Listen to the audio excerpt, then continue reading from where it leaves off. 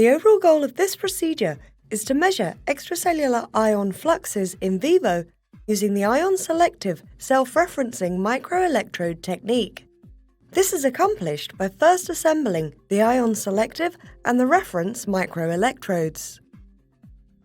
The second step is to calibrate and validate the Ion-Selective self-referencing microelectrodes. Next, the ion-specific flux measurements are made on the biological sample in the form of voltage recordings. Finally, the voltage recording is converted into ion flux. Ultimately, this technique allows accurate, non-invasive measurement of specific extracellular ion fluxes in living cells or tissues.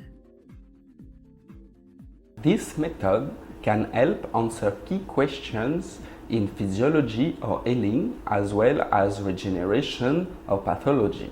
For example, this method allows the identification of specific ion fluxes which control biological processes such as tissue morphogenesis, growth, or differentiation.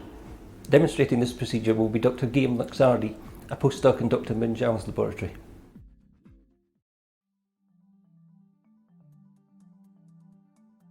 Prior to electrode calibration, mount a pre-filled ion-selective electrode in a microelectrode holder equipped with a 1 mm gold male connector and a silver chloride-coated silver wire.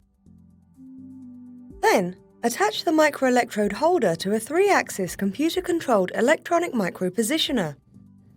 The ion-selective electrode itself should already contain the electrolyte and the ionophore cocktail solution pertaining to the